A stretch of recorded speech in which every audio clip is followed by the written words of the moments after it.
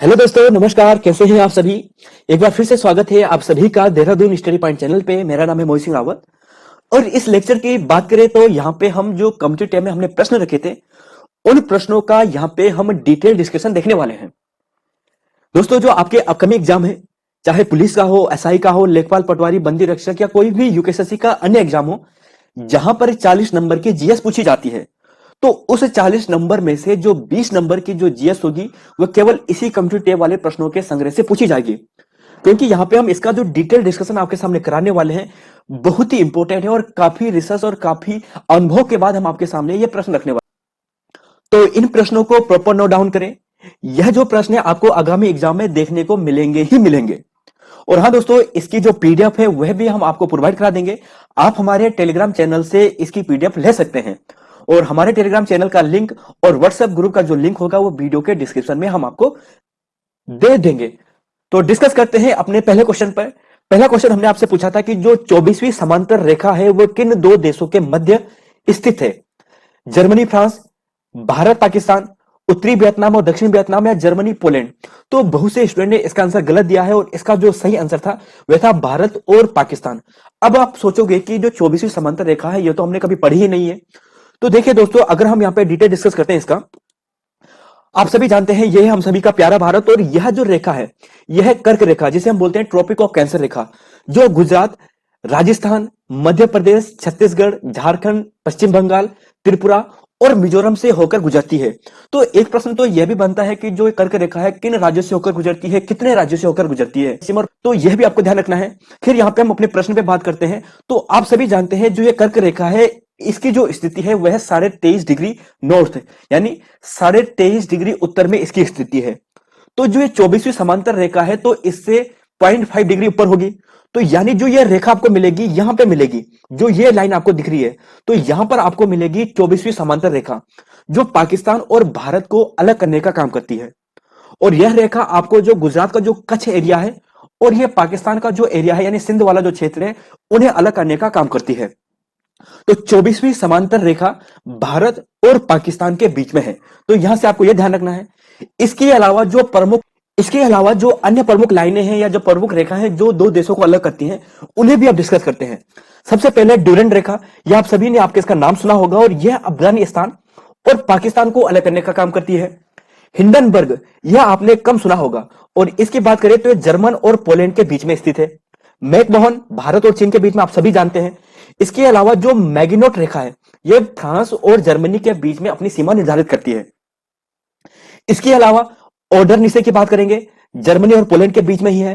Red Cliff की बात करें तो भारत पाकिस्तान के बीच में, आप सभी जानते हैं। और 17 अगस्त 1947 से यह जो लाइन है प्रभावी हुई थी। और इसके अलावा जो 38वीं समांतर रेखा है और 49वीं समांतर रेखा है यह तो कई बार एग्जाम में आ चुकी है। 38वीं रेखा जो नॉर्थ कोरिया है और साउथ कोरिया है, यानी दक्षिण कोरिया और उत्तरी कोरिया, इनके बीच में स्थित है। 49वीं समांतर रेखा की बात करें तो आप सभी जानते हैं संयुक्त राज्य अमेरिका और कनाडा के बीच में स्थित है। तो इन दोनों देशों को यह अलग करने का काम करती है। तो इन सभी रेखाओं को भी आपको ध्यान रखना है। अब नेक्स्ट क्वेश्चन पे डिस्कस करते हैं। नेक्स्ट क्वेश्चन हमने पूछा था कि जो एनएसई है यानी national stock exchange of India limited, इसकी स्थापना कब की गई थी। और लगभग सभी स्टूडेंट ने इसका आंसर सही किया था, 1992 इसका राइट आंसर था।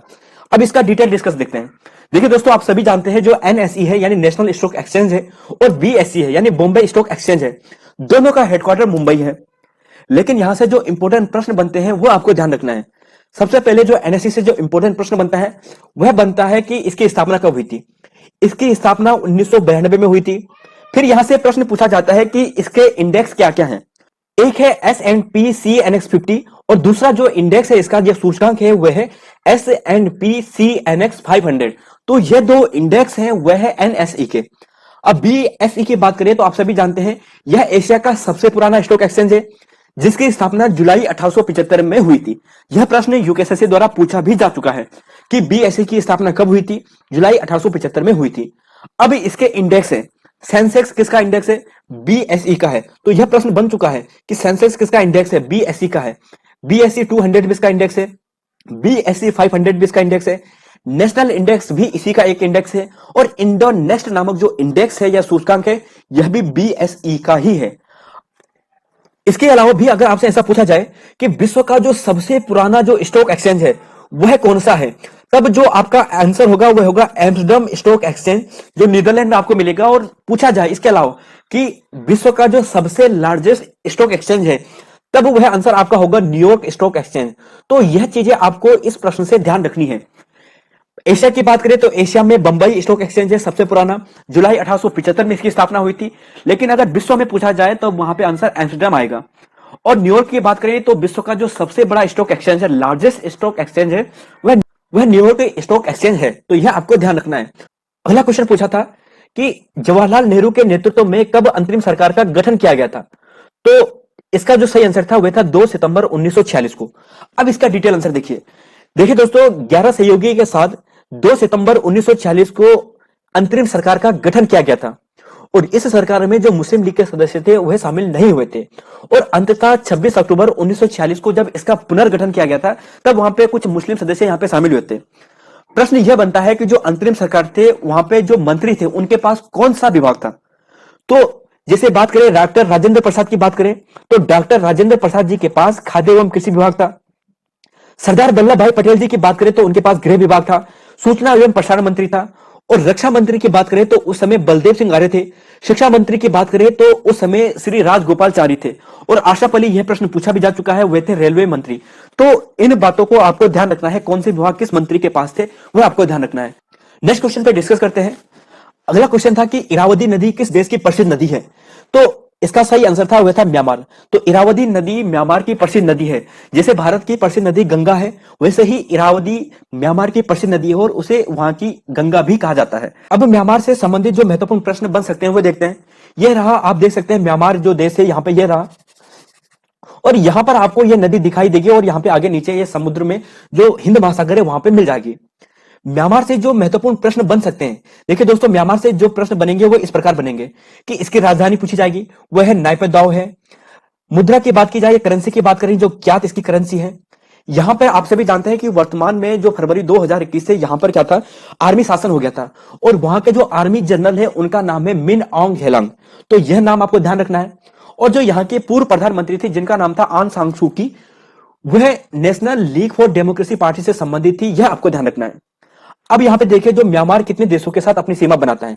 सबसे पहले आप यहां से देखिए, थाईलैंड हो गया, लाओस हो गया, चीन हो गया, भारत हो गया। इसके अलावा जो यहां पे बांग्लादेश है, बांग्लादेश के साथ भी अपनी सीमा साझा करता है। तो 5 देशों के साथ जो म्यांमार है अपनी सीमा साझा करता है। बांग्लादेश के बारे में आप सभी जानते हैं, ढाका इसकी राजधानी है, मुद्रा इसकी टका है। लाओस की बात करें तो लाओस की जो राजधानी है वो आपको मिलेगी वियंगचान। इसके अतिरिक्त अगर मुद्रा की बात करें तो मुद्रा इसकी मिलेगी किप, KIP। तो मुद्रा किप हो गई, राजधानी वियंगचान हुई। थाईलैंड की बात करें, थाईलैंड की राजधानी बैंकॉक हो गई। और इसकी मुद्रा की बात करें तो इसकी मुद्रा है BAST, बात। तो बात इसकी मुद्रा है BST, यह ध्यान रखना है। इसके अलावा दोस्तों एक चीज आपको ध्यान रखनी है जो भारत और म्यांमार से संबंधित है।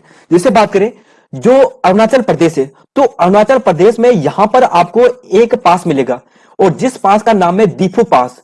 तो पूछा जा सकता है कि जो दीफू जो दर्रा है या दीफू जो पास है वह किन 2 देशों के बीच में है। तो यह भारत और म्यांमार के बीच में है, अरुणाचल प्रदेश और म्यांमार के बीच में है। तो यह आपको ध्यान रखना है। इसके अतिरिक्त जो यहां पे आपको मणिपुर दिखाई दे रहा है, यहां पर भी एक दर्रा मिलेगा और इस दर्रे का जो नाम है वह है तुजू दर्रा। तो तुजू दर्रे की बात करें तो यह मणिपुर और म्यांमार के बीच में है। तो तुजू दर्रा भारत और म्यांमार के बीच में है, या फिर यूं कहें कि मणिपुर और म्यांमार के बीच में है। तो यह चीजें आपको यहां से ध्यान रखनी है। नेक्स्ट क्वेश्चन पे डिस्कस करेंगे। अगला क्वेश्चन है कि निम्न में से कौन सा सही सुमेलित नहीं है। सूफी संत बताने हैं और सूफी संत से संबंधित जो सिलसिले हैं वह आपको बताने थे। जैसे यहां पे बात करें शेख शिहाबुद्दीन सोहरावर्दी सिलसिला, यह बिल्कुल सही है। शेख मोइनुद्दीन की बात करें तो उनका पूरा नाम ही था शेख मोइनुद्दीन चिश्ती, तो चिश्ती सिलसिला। शेख अहमद सिरहिंदी नक्शबंदी सिलसिला, यह भी सही है। और यह गलत है, तीन बख्तियार कादरी सिलसिला से नहीं थे। इसका डिटेल डिस्कस देखिए। देखिए दोस्तों, सिलसिले की बात करें तो यहाँ पे ये कुछ नहीं है, एक प्रकार के जो सूफी संत होते थे, जो मुस्लिम समुदाय में जो सूफी संत होते थे उनका एक संगठन होता था। तो उन्हीं संगठन की बात करें तो यह था जैसे चिश्ती सिलसिला, इसकी जो शुरुआत की थी वो की थी शेख मोइनुद्दीन चिश्ती द्वारा। और इसके साथ और भी जुड़ते गए, जैसे हमउद्दीन नागौरी हो गया, कुतुबुद्दीन बख्तियार बाकी हो गया, निजामुद्दीन औलिया हो गए। तो पूछा जाता है कि निजामुद्दीन औलिया का संबंध किस सिलसिले से है, जो चिश्ती सिलसिला से हो गया। इसके अतिरिक्त शेख सलीम यह भी चिश्ती सिलसिले से संबंधित थे। सुहरा सिलसिला की बात करें तो शेख शहाबुद्दीन सुहरावर्दी और बहारुद्दीन जकारिया। अगर आपको कहीं पे जकारिया दिखे तो आप समझ जाना कि यह सुहरावर्दी सिलसिला से है। इसके अलावा कादरी सिलसिला की बात करें तो जलानी ध्यान रखना है, शेख अब्दुल कादिर जलानी, तो यह कादरी सिलसिला से है। इसके अलावा बात करें नक्शबंदी सिलसिला, ख्वाजा बाकी बिलाह और शेख अहमद सिरहंदी, तो यह जो प्रसिद्ध सूफी संत थे इनका संबंध नक्शबंदी सिलसिला से था। तो इन प्रश्नों को आपको विशेष ध्यान रखना है दोस्तों, बहुत इंपॉर्टेंट है। और यूकेएसएससी के जो अभी हाल ही में एग्जाम हुए थे, कनिष्ठ सहायक का एग्जाम हुआ था, इससे पहला वहां पे यह प्रश्न पूछा गया था कि निम्न में से कौन सा सही सुमेलित नहीं है। तो वहीं से मैं आपके लिए यहाँ पे ये प्रश्न लाया हूं, तो इन्हें जरूर नोट डाउन करें, यह आपको आगामी एग्जाम में देखने को मिलेगा।